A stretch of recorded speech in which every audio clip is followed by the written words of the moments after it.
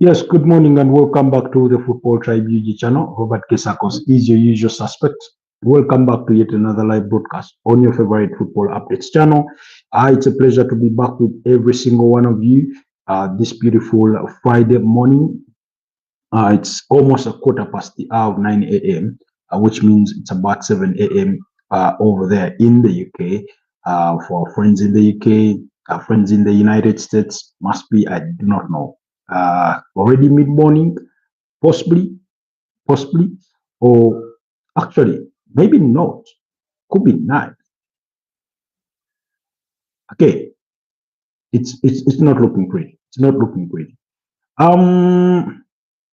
But it's a beautiful Friday morning down here in Kampala. Apologies, as looking at my screen, its health is deteriorating by the day, and I keep wondering what I'm going to have to do for it. And it looks like my hands are going to be tired on this one. But anyways, it is what it is.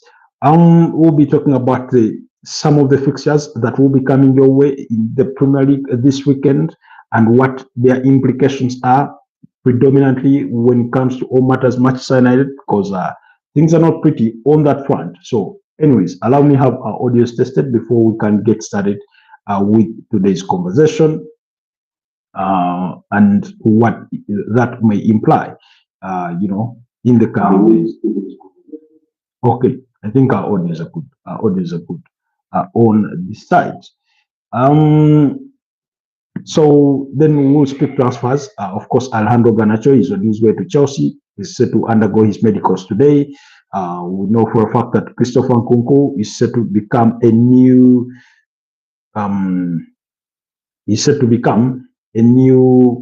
AC Milan player, and according to Fabrizio Romano, Tottenham did agree a fee of about 60 million euros with RB Leipzig for Xavi Simons. Official bid was accepted, green light after Tottenham sent a formal bid following a player's encouragement. Spurs want a deal done today also on player side, plus medicals in the next hours, and to see a conclusion to that. But again, until you see Xavi Simons in Spurs, match day wear or outfits, do not count that deal as good as done, because we've been here before we've been here before, and William Borges de Silva completed medicals at Tottenham Hotspurs, and then he ended up at Chelsea. So that's why I cannot tell you that it's as good as a done deal, because it's far from that. Everything might be agreed, and then last minute, Chelsea swoop back in, because what this allows Chelsea to do is that they are sure about what the kind of fee RB Leipzig are willing to accept. And if it's 60 million euros, then it may boil down to payment structures or a player's preference. That while he's open to joining Tottenham Hotspurs, Chelsea would be the preferred destination. It's something we've seen before. It's something we've seen before. We saw it in the case of Ebelete Eze to Arsenal. Tottenham were really, really high, trying to push for a deal to get done. And apparently, before he could ultimately sign for Tottenham Hotspurs, he made one final call to Mikel Arteta, and he asked him, "What's up? What's going on down there at London Colony? Are you guys gonna come for me, or should I move in the opposite direction?" And Mikel Arteta was like, "Sit tight. I'll have an answer for you very soon." And a day later, he was an Arsenal player practically. So that's why I have my reservations about Xavi Simons going to Spurs. I'm not saying it's not going to get done. I'm saying it needs to get as soon as done as today, before Chelsea, wrap up everything with Alejandro Garnacho and quickly turn the attention back to him. Then also, speaking of transfers, Arsenal have made a serious advancements in the pursuit of Pierre Hincap. Friday is regarded as a significant day for Andrea Berta to secure a clarity on this deal. And according to the hand of Arsenal, they say that Andrea Berta is still assessing the market in the final days of the transfer window should an opportunity present itself. Now, That for me speaks to one thing, that possibly Arsenal could make another signing beyond just a left back or a left-sided centre back, and that could be a left winger. Probably. I'm just thinking, if the right opportunity does present itself, do not rule out anything. Anyways, according to such a Tavorile, he does say Liverpool are expected to submit a £130 million bid to Newcastle in the coming hours. Newcastle with Ed Howe's approval have informed both Isak's camp and the Reds board that a deal could be reached now, that a replacement in Nick Woltemade. Guys, this is how I pronounce the name. For those of you that have the German pronunciation, indulge me on this one. I read it in English. Woltemade or Woltemade, something like that, has been secured. So remember, we spoke about this deal yesterday, that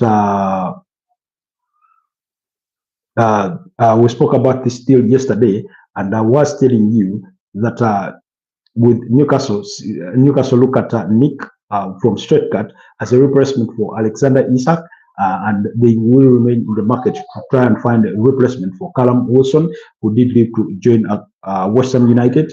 And in their line of pursuit for that is one single player, and that's your one Wissa. However, I'm thinking that maybe because the other target was Jørgen Strand Larsson, they seem to have quickly moved away from that one after Wolves turned down two of their bids to try and sign the player. So things are moving a little bit really fast on the side of Newcastle after what has been a tumultuous sort of this kind of transfer window for them, in which they've lost out on multiple targets and things like that. Then also yesterday night, it was exclusively revealed by David Ornstein that Kobbie Mainoo had informed Manchester United of his wish to leave on loan before the deadline. The 20-year-old told Manchester United no desire to serve a ties, but wants a move for game time. A club made clear not sanctioning temporary switch, plus expected England international to fight for a place. So, and again, I've spoken about this previously. Expect such of these things to happen in the coming days or before the closure of the transfer window. And the reason for that is simple. It's a World Cup season. At the end of the season, we're going to have a World Cup year, and what that means, and what that seems like is because players want to guarantee game time. They want to be able to be summoned for their respective national teams. I mean, when you talk about Kobbie Mainoo, we're talking about a player that did predominantly feature for the England national team at the at the Euro 2024. So you can imagine that kind of. Shmuel says, yo, what's up? How have you been, my brother? You had disappeared for the last couple of days. I don't know what had happened, but I hope everything is okay with you. Allow me to adjust my screen brightness to make sure everything checks out. Newcastle have agreed to let go of Alexander Isak, depart from the club. Yes, I was just speaking about that. According to Sacha Tavorile, Newcastle are expected to welcome bids now from Liverpool. It is reported that a fee of around £130 million could sway them into making a sale. Our Tribe guy, I didn't watch. You say, Tribe guy, I didn't watch your last streams due to school. Oh, it's pretty understandable. Even Pedri has been on and off. As it was okay. Now, I understand, guys. Some of you have school, some of you have work schedules that sort of coincide with broadcasts. So when you disappear for a couple of moments or days, for some even weeks, I sort of do understand. So yeah, a lot is happening around Arsenal, around Chelsea, around Liverpool, around Newcastle in terms of transfers. I've just been telling you that Kobbie Mainoo has asked to leave Manchester United.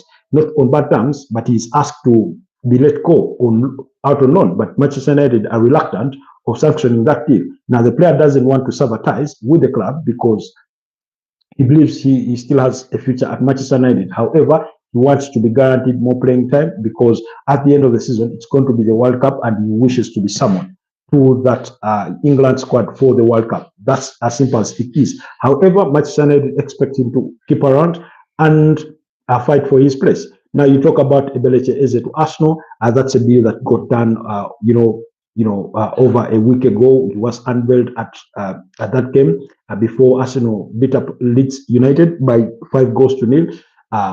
It's a done deal. As we all already know, we'll be wearing the shirt number 10. Now, the question has been in regards to Ebele Eze, does he get to start that game against Liverpool? And for me, the easy answer is a yes. For example, now, of course, it's a huge gamble, and the reason for that is that he's never played with these Arsenal players before, not even in a test match, not even in a friendly. He's only been with them in training for now a week. And taking him to Anfield and starting him would be a huge gamble. But because he's a Premier League proven player, he's not a newcomer, he's a good player, I do expect that gelling into that Arsenal team shouldn't be huge trouble. And the reason as to why I say that is because last weekend we had Martin Odegaard withdrawn through a shoulder injury off the turf. And if you think you're not, if you think that you're not really confident that he is fully 100% fit to start at Anfield, then why not start, Ebele Eze in that number 10 role? So have the double pivot of Declan Rice and Martin Zubimendi. Let them be a bit reserved in terms of their movement, and then you have Ebeleche Eze roam around in that number 10 role, and then you have Gabriel Martinelli, and then you have Andoni Madueke to the left, to the right, and then of course Victor Gyökeres in that sort of format. For me, that's what I would welcome. And if Martin Odegaard feels he has something to do in this game, he can be an impact player coming off the bench. Then you say Barcelona, you say Arteta out, Barcelona needs to sell the statute. I think, if anything, Pedri would agree with you on that submission about André ter Stegen. Unfortunately for him, it has gone quickly sour between him and his club, a club that he did captain for the last couple of years. Now, the reason for that, the reason as to why it's not going to be simple to move him on is because he had surgery on his back. So that means not very many teams are going to be ready or willing to invest in a player that is still nursing an injury. It's not like we're back in January 2014, and it's not like we're back in January 2014 and Arsenal signing Kim Karlström from, was it CSKA Moscow? January, you remember he was injured, but they still signed him anyway. Then you say Fermin Lopez to Chelsea. Rumors very unlikely though. Fermin Lopez to Chelsea, that's a deal that has been widely discussed. It's a deal that Chelsea are exploring. They did have conversations with Barcelona. They've had conversations on a player side. Enzo Maresca spoke to Fermin Lopez. According to an update that was given to us the other day by Pedri, was telling us that the manager in Hans Flick is reluctant of letting go of Fermin Lopez. However, Joan Laporta, that's the Barcelona president, is open to a sell, and they are looking at a fee of about 60 million euros, according to Fabrizio Romano from the latest report. But that's another deal to keep our eyes on in the coming couple of days as the transfer window closes really soon. That's on the that's on the 1st of September. So then you say, okay, let me make sure I'm not missing out. And then you say the statute is last choice goalkeeper because Pena left on loan. Well, I mean, but they would still be comfortable with Joan Garcia and Wojciech Szczesny in that regard. And in any case, if they need a third choice goalkeeper, they can always pull out somebody out of their sleeves. By that, I mean the academy. So it's not like without him, they can't make it. In any case, look at how many games do third choice goalkeepers get to play in a season. If you need examples of that, go to Manchester United and look at Tom Heaton. How many games have you seen him play for Manchester United?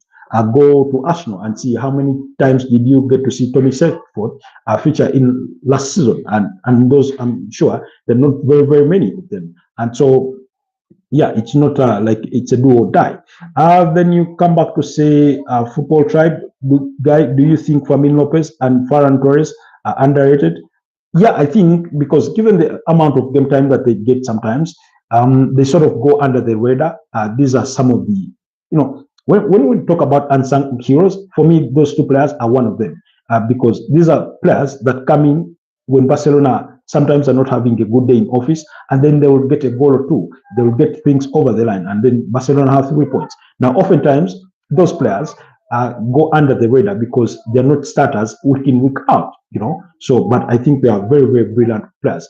The same could be said about Dani Olmo because oftentimes he doesn't get to start sometimes, but very brilliant players. You remember Ferran Torres previously was at Manchester City. There was interest from Aston Villa, I think, among a couple of other teams, but I think they did not explore their interests that deep.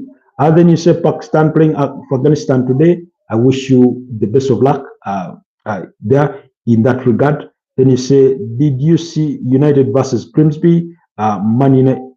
Pakistan is Man United of cricket. That's a huge statement, Shmaya. That's a huge statement.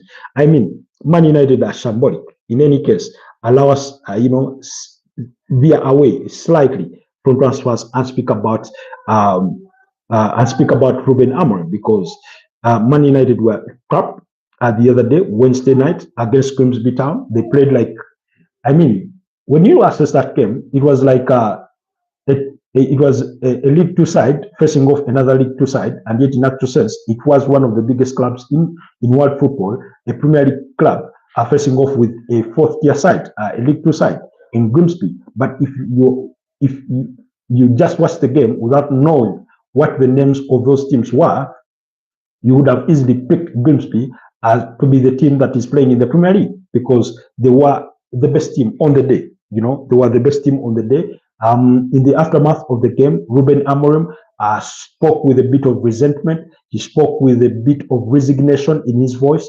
I thought he was lost for words. He was he tried so much to stay diplomatic to try and complete the interview, but you could see the frustration in his face. You could sense it in his voice. He said it had nothing to do with formations.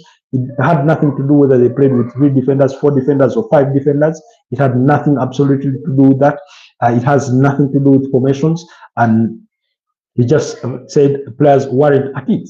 And he said he could feel it, before the game, during the game, and they were just poor. They were just poor. That was a poor performance.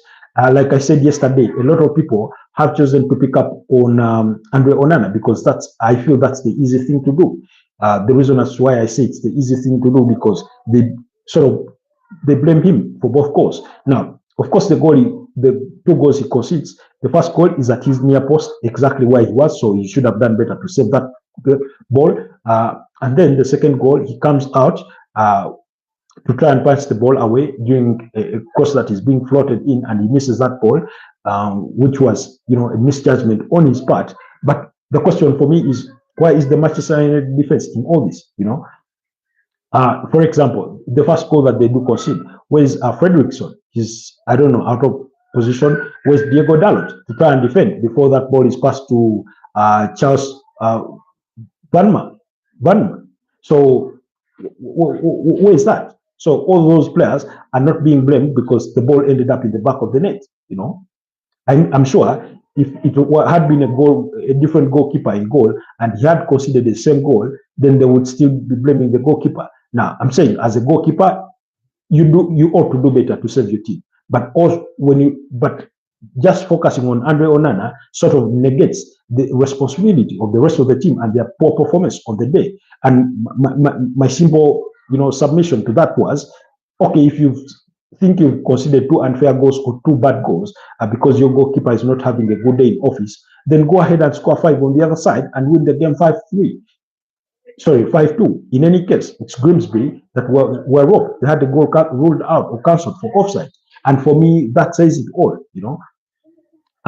should have that goal have stood, then Grimsby were winning that game in normal time. They wouldn't have needed to go to penalties that were a 50-50 chance. And in any case, Ruben Amorim said just as much.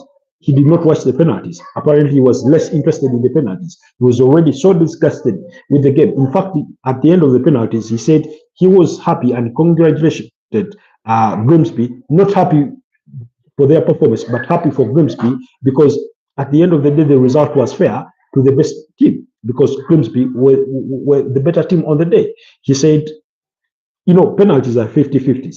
And should Man United have won them, they would have practically robbed Grimsby Town in broad daylight. Never mind that Grimsby Town, eventually made it through and set themselves up date with Sheffield Wednesday at the third round of the Carabao Cup. So, really, when you look at the overall context of things, Man United were shambolic on the day.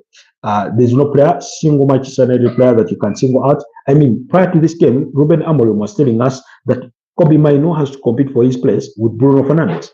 Guess what happened? When he was making changes, he withdrew Manuel Ugarte and brought in Bruno Fernandes to play alongside Bruno Fernandes. So he brought in Bruno Fernandes to play alongside Kobbie Mainoo. Now, if the two are fighting for the same place, how come you can accommodate them in the same team? So again, I didn't understand that really. You say Ruben Amorim is the next Sir Alex Ten Hag Ferguson, Footballtribe, better than football guy tribe. So, anyways, so when it comes to, again, Manchester United, for me, I don't know whether he choose to be patient with Ruben Amorim a little more, whether he choose to make a change. We've seen these changes before. What kind of impact have they had? You've gone through 5 permanent managers and 2 interim managers. You go back to David Moyes. People said he was a problem. I did not think he was. You went through Ryan Giggs as an interim to complete that season. Louis van Gaal comes in. He's sacked at the end of the 2015-2016 season after winning the FA Cup. Jose Mourinho comes in and he's sacked, I think that was December 2018, after managing them through 2016-2017 and then 2017-2018 in December he gets sacked. Ole Gunnar Solskjaer comes in, so that's how many? That's already 4 managers. Ole Gunnar Solskjaer comes in and by I think was it December, sometime in early 2022, he's shown the exit, and Ralf Rangnick comes in, holds the ship until the end of the season. 2022-2023 campaign comes. Erik ten Hag is appointed 2 seasons in charge, does fairly well in my opinion, and then they ponder about sacking him, but given that he had won them the FA Cup, in which he had beaten Manchester City by 2-1, they decided against it and choose to keep him 2 months. About 2 months into the season, he gets fired, and then you have Ruud van Nistelrooy take charge of Manchester United for about 5 games, and which they did perform really, really well. And then, of course, he knew he was an interim, and then in comes Ruben Amorim. What's changed? It's gone from bad to worse, in my opinion. Ever since Erik ten Hag left, Man United have simply gone from bad to worse. Now, a lot of people were quick to criticize Erik ten Hag because he sort of dropped his principles quickly and never stuck to his guns to play his preferred choice of system. And he decided to adapt to the players that he had and the kind of league that he was into. And he got a lot of stick from that. Then you now have Ruben Amorim, who is a stickler to the rules and his principles, and in terms of playing system and style, and look where it's gotten him. It's getting him nowhere in the interim. I'm not saying it's not going to change, but so far there's been no signs that it's going to change. In any case, when you compare the Manchester United team that showed up against Arsenal and the team that showed up against Fulham and eventually Grimsby Town, that's a sharp downward curve.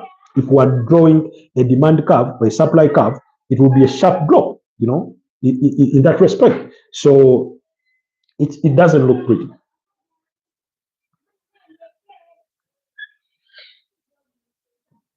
Sipping on a cup of black tea. Anyways, so you look at that, and Ruben Amorim is in trouble, So when you look at majority of what he had to say, in the aftermath of that game, uh, uh, he couldn't say anything positive about his players. He couldn't say anything positive about his players. And tomorrow they are in action at 5 p.m. against Burnley. It's a home game. So it's sort of going to feel like a make or break, a make or break kind of game because of the result that they posted the other day. You know, that's what it's going to feel like, because imagine if Manchester United were to not to win that game against because he said something has to change, and by when he says that, he added on to say, but it could not be 22 players again. He says it's not about changing the players, you know. So imagine you were to go into that game against Burnley and he doesn't win. It's going to be a whole lot of more pressure going into the international break, during which he won't have majority of his players or a good number of his players, especially the starters, and so that means you do not have much time to sit down and work with your players to say this has gone wrong over the opening 3 weeks of the Premier League season, and this is what we need to change. It's one competition they are out of. They are left in the FA Cup. Nobody thinks they're going to win the Premier League title, and I'm not thinking that they are kidding themselves into thinking that they can even compete for it. So he did say, "I'm shocked because we are in the moment when we make a lot of changes." Amorim said, "We try to fight a lot of things, but then when we have these moments, we need to show up. If we do not show up, you can feel that something has to change, and you are not going to change 22 players again." Those were some of the comments from Ruben Amorim, and he went on to say, he was speaking about the goalkeeper. He said, sorry, but Amorim stressed the goalkeeper wasn't the only issue at the Blandale Park. You know, he said, with all due respect, when you play against a 4th division team, it's not the goalkeeper, it's everything. You know, and that's exactly what I've been saying. That before you throw spikes at Andre Onana, assess the entire team. Because if you're saying Andre Onana was below average, who was above average in that game? For me, there was not a single player, not even Brandon Bomo who scored, not even Harry Maguire who scored an equalizer. No. And he said, with all due respect, when you play against a 4th division team, it's not the goalkeeper, it's everything. It's the environment, it's the way we face the competition. We know that in the moment, the people will pay attention to everything. It's massive. Every detail. We showed that performance today. My players spoke for me really loud. Now, when he says my players spoke for me really loud, I do not know. I think he says in that he's saying that they've disappointed him greatly, because what other way would they have spoken? I mean, there's no positive to take out of that. You know, he says it doesn't matter if we recover from 2-0 down or not. It's the signs that it's the signs that the team made during the game, the beginning of the game. I know that the best team won. The only team that was on the pitch, the best players lose, because one team can win against any group of players. You know, I think the team and the players spoke really loud today. That's it. We lost. The best team won. And we're talking about a manager who was managed now Manchester United through 45 games, won 16 games, drawn 12 and lost 17. Now, more losses than wins, more losses than draws. But when you look at the Premier League alone, he's never won 2 consecutive games. And we started the season with a loss against Arsenal and a draw against Fulham. And this is why I'm thinking against Burnley, it's going to be a make or break tie. A game which I think, by the way, Manchester United could eventually win. And even when they win, I do not think they will be deluded into thinking that it's all good and done and dusted, you know. So when he was asked to clarify what he meant by his players speaking really loud, Amorim added, it's really clear what they spoke. Let's move on from this day. I think it was really clear for everybody what happened today. It's not just the space, but the way we started the game without any intensity, all the ideas of pressure, we were completely lost. It's hard to explain. That's what they spoke really loud. Now, in this particular case, he's making reference to what he's been teaching them all preseason. When he talks about the intensity was not there. All the ideas of the pressure, as in pressing the other team, the counter press, putting pressure on the other team, to concede possession and cause them to make mistakes. He did not see that. That's what he's talking about. He says, when you lose, but you see something new, it's different. When you see something different, like today, it's hard to talk about that. I just want to say, I'm really sorry. I'm really sorry to the fans. The support they give me, the support that they are always with all the defeats with the team today. I have nothing to say apart from sorry. I think they gave the response on the pitch. Now we have a game in the weekend, and then 2 weeks off. We will solve things out. Now,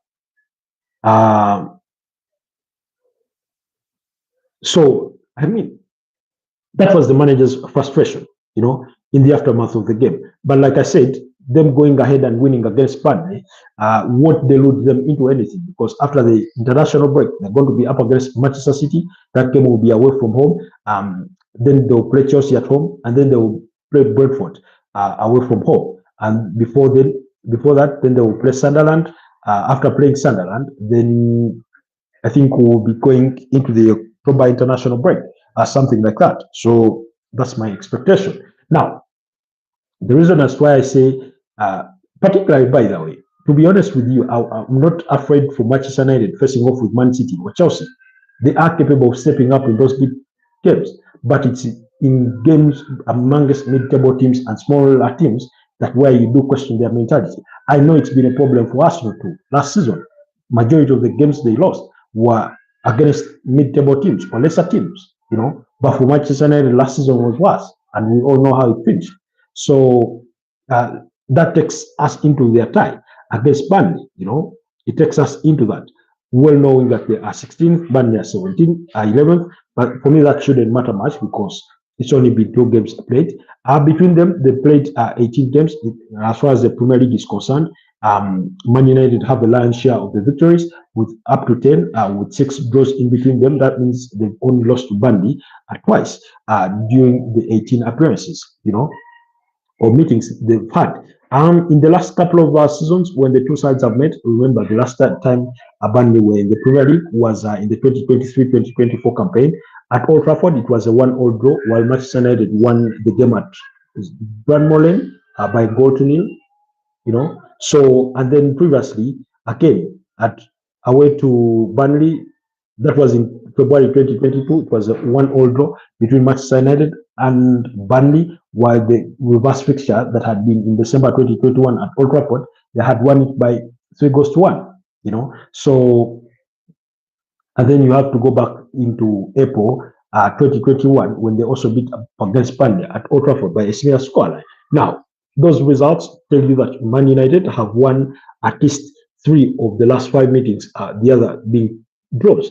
And are they capable of drawing this game? I wouldn't be surprised over the weekend. But I think given the amount of pressure, the disappointment that came with the manager, and that sort of feeling that is the bit of animosity that is going to be there between the players and their fans in the stadium. I'm not saying to say, it's not to say that they won't support them, but I think those fans will go to the stadium expecting the disappointment or any form of disappointment in terms of performances on the pitch. So players will be looking to correct that, to alleviate that, to prove those fans that they can be better. And that's what makes me think that United will maybe snatch a win, maybe a 2-1 victory. Again, I'm sort of on the limb on this one, So let's just wait and see how both teams will fare. But that game will come at 5 p.m. East African time on Saturday. It's a fixture I'm really, really looking forward to, given what it means. So for me, that's the context around Manchester United, around Ruben Amorim. I feel that because I do not know tactically what do they change. For me, I've said this before.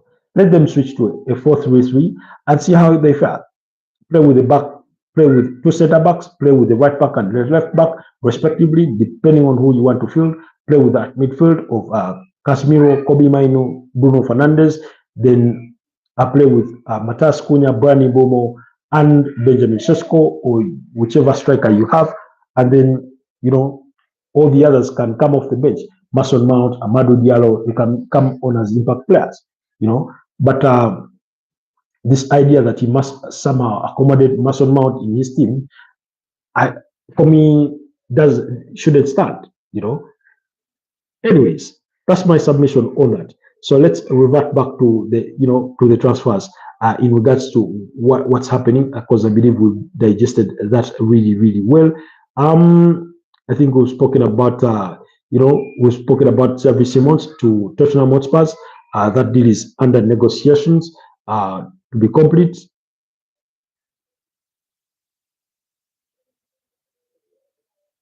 Then Burnley are closing in on a deal to sign Valentino Luz in a deal worth about 2 million euros as loan fees plus 24 million euros or in a by obligation.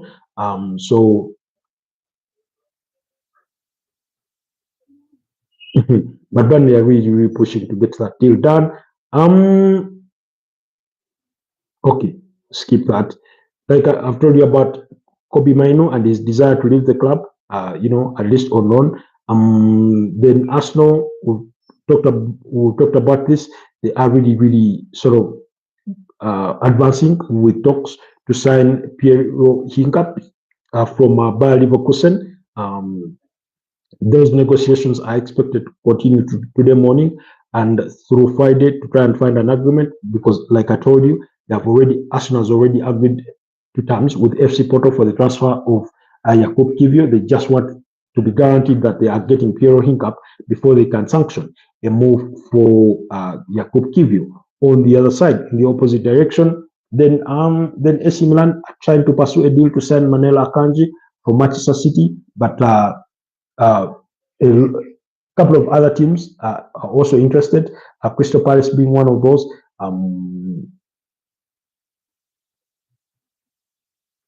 Then AC Milan could also make a late move for Jakub Kivio, given the situation with FC Porto. But for Manuel Akanji, even Bayer Leverkusen were interested, but I think his wages are a bit off-putting for them at the moment. Then also Christopher Nkunku did land in Milan yesterday, undergo his medical ahead of completing that 42 million euro deal from Chelsea. 37 million euros is believed to be what is the guaranteed fees plus 5 in expected add-ons. Then yesterday we did receive the news of the former sacking of Ole Gunnar Solskjaer from Besiktas with immediate effect. That's after they crashed out of in their Europa League qualifiers. Was it Europa League or Champions League qualifiers? I stand to be corrected on that one. But then I've told you, Manchester United and Chelsea reached an agreement in a deal worth £40 million, plus a future 10% sell-on clause for Alejandro Garnacho. He's set to undergo his medical today before becoming a Chelsea player who is already agreed to personal terms on a 7-year contract. That's until June 2032. Then Wolfbed, that's from Stuttgart to Newcastle, is expected to travel for his medical today. The guaranteed fees is 75 million euros plus 5 million euros in expected add-ons for that deal to get done or to be to go over the line.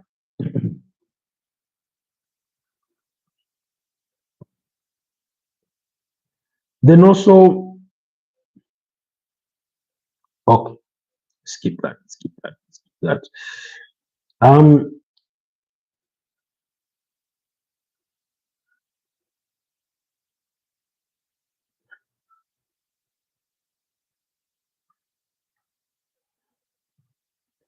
Anyway, I was trying to digest something, seeing a lot of praises for someone here. Whether they're deserved or not, that remains to be seen.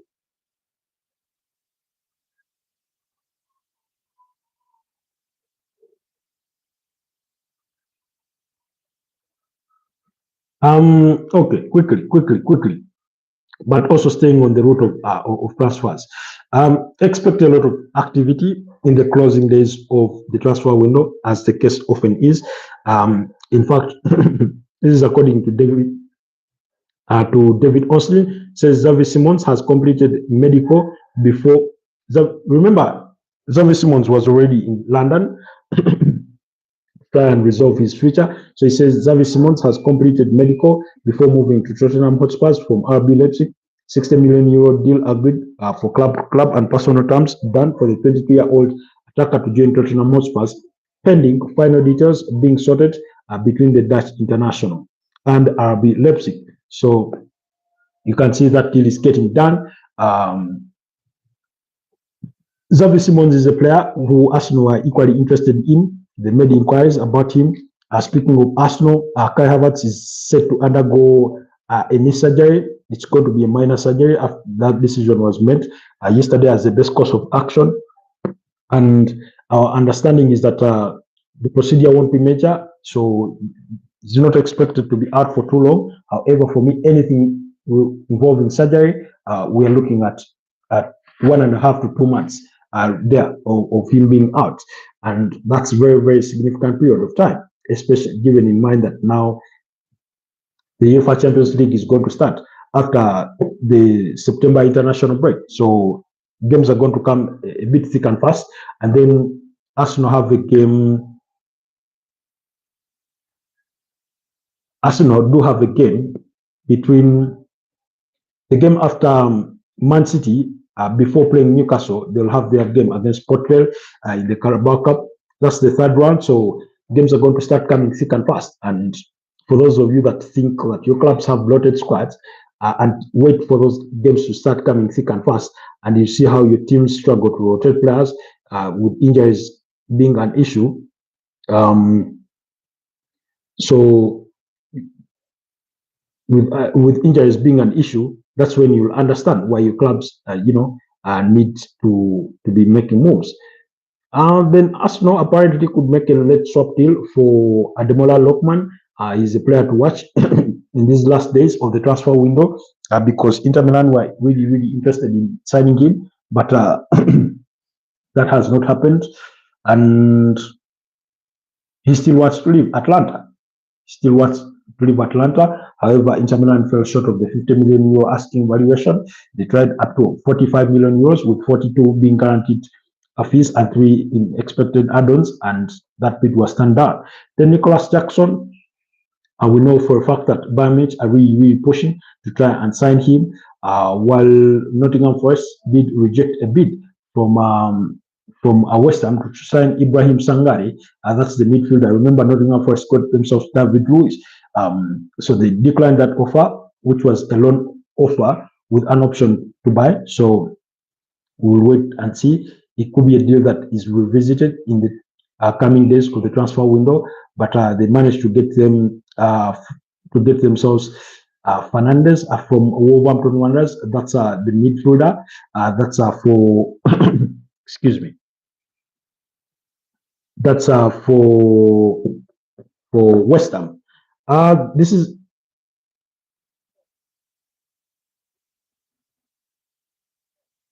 okay. We can leave that.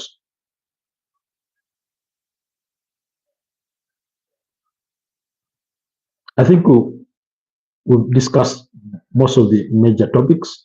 Let's see. Okay. Yes. The UEFA Champions League. Let's go to the UEFA Champions League before we wrap this one up with what's to come in, what's happening in the transfer rumor mill, gossip and speculation, and everything that there is for the UEFA Champions League.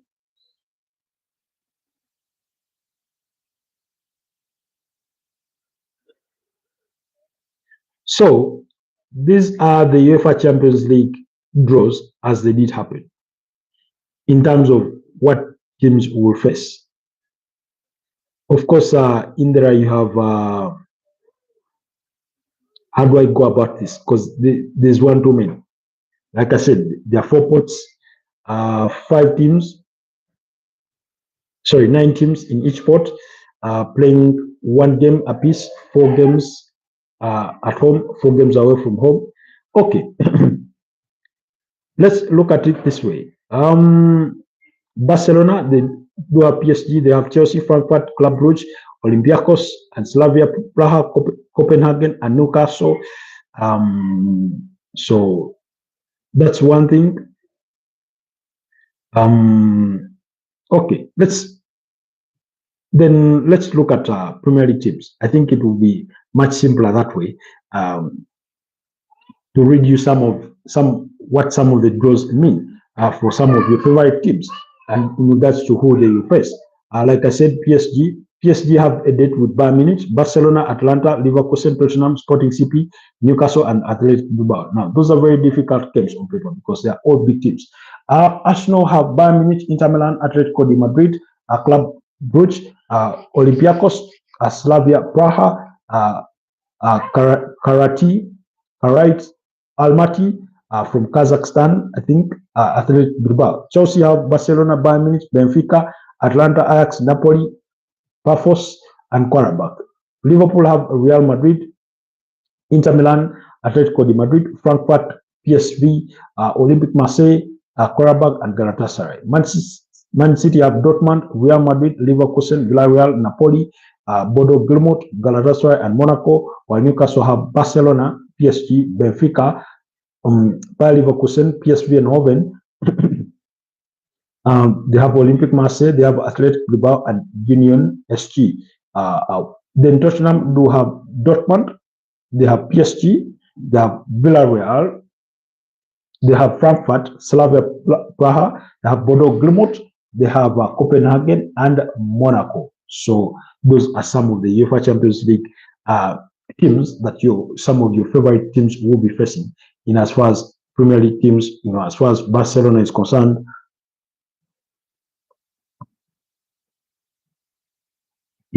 so that will be coming your way really, really soon. In fact, I need to confirm something here.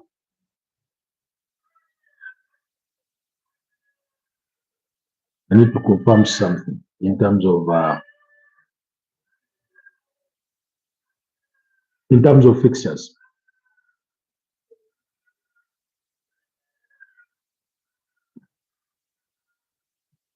When are they expected to begin? When are they expected to begin? In terms of those fixtures, when are they expected to begin? Of course, they'll continue to be played on Wednesdays and Tuesdays, midweek. But we all know that the draw was conducted.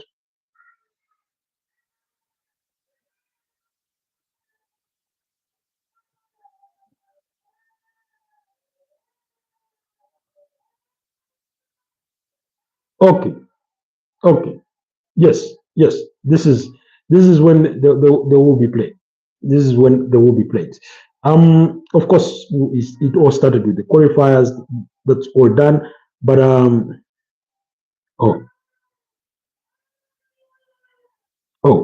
Jesus Christ! I thought I'd figured that one out.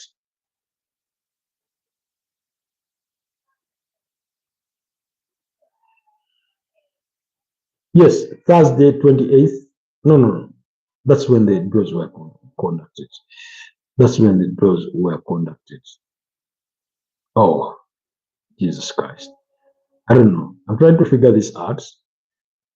But my expectation is that it will be after the September international break.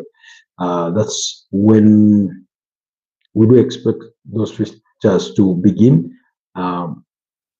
Because of the extended, fixture format, they run until what, January,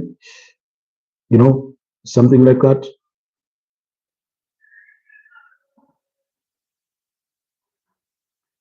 Okay.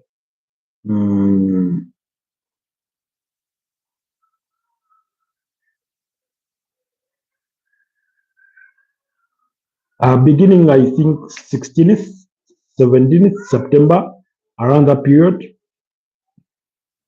and 18th, 16th, 17th, 18th September, that's when they do begin. That's when they do begin. So quickly. Like I said, let's go to the latest in the transfer speculation and gossip rumor mill. What's happening there? We've spoken about Xavi Simons. We've spoken about Alejandro Garnacho. Wolves are ready to reject Newcastle's 60 million bid for Jürgen Strand-Larsson and remain adamant the 25-year-old Norwegian striker is not for sale. Tottenham have made contact with Man City about a move for Netherlands defender Nathan Ake. That's according to Guinea Sport. Aston Villa are very close to signing Marco Asensio on a permanent deal from Paris Saint-Germain. That's according to L'Equipe in France. After losing Romelu Lukaku to injury, Napoli are pursuing a deal to land Rasmus Højlund. Like I said, that deal is close to getting over the line. Then Tyler Malacia is set to join Elche on a season-long loan for Manchester United, while newly promoted Serie A side Cremonese interested in 38-year-old Jamie Vardy. That's according to the Times. Then N'Golo Kante is expected to make a return to Europe after the 34-year-old former Chelsea midfielder was offered to AC Monaco and Paris FC by Saudi Pro League champions Al Ittihad. That's according to L'Equipe. While Crystal Palace are bracing themselves to lose captain McKay, 25 to Liverpool before Monday's deadline and £145 million. According to Express, Liverpool are expected to make that double signing of Alexander Isak and McKay. The Burnley are interested in signing Benfica's Florentino Luis, 26, but Marseille and Roma have also expressed interest in the Portuguese defensive midfielder. Then Rangers have made contact with Everton over loan deal for 21-year-old Portuguese striker Yofis Chemiti, while Paris FC's 19-year-old French defender Dimitri Palou will undergo a medical at West Ham on Saturday before signing the 4-year contract. That's according to Foot Mercato. Like I said, plenty of action coming our way in the Premier League this weekend, and we'll kick things. This will be the run of fixtures that will get underway over there. When you look at Chelsea in the early kickoff against Fulham at 2:30 p.m., while Man United against Burnley, Sunderland against Brentford, Tottenham Hotspur against Bournemouth, Wolverhampton Wanderers against Everton will all come at 5 p.m. My expectation is that Chelsea win up against Fulham by 2-1, maybe 3-1 even. While Fulham looked good against Manchester United overall, Chelsea are going to be a tough ask. Burnley against Man United, like I said, Man United to narrowly win 2-1, although it wouldn't surprise me. Sunderland up against Brentford. This is a home game for Sunderland, a 1-1 draw. Tottenham Hotspur versus Bournemouth. I do expect Spurs to win this game. They're very, very good, in the way they are doing things at the moment. Of course, it will be a tough fixture, but they could win this one maybe by 1-0 or 2-0. Then Wolverhampton Wanderers versus Everton. I do expect a 1-1 draw in that one. Leeds United against Newcastle. At Elland Road, I'm going for Newcastle winning 2-1. Then on Super Sunday, Brighton and Hove Albion at 4 p.m. will be up against Manchester City, while at the same kickoff time, Nottingham Forest will be up against West Ham United, and at 6:30 p.m., Liverpool will be up against Arsenal, while Aston Villa and Crystal Palace will have a date at 9 p.m. East African time. So we'll further digest those games tomorrow. I think we'll try to find time to assess them, some of those games further, and look at them in a different sort of depth. Otherwise, it's been a pleasure doing this with you. Thank you so much, Shumael. Thank you so much, Pedri, for being part of this morning's broadcast. Thank you so much, Kayode Ogdeji, for being part of last night's broadcast, and every single one of you. Have yourselves a blessed weekend ahead and a wonderful Friday. Bye bye.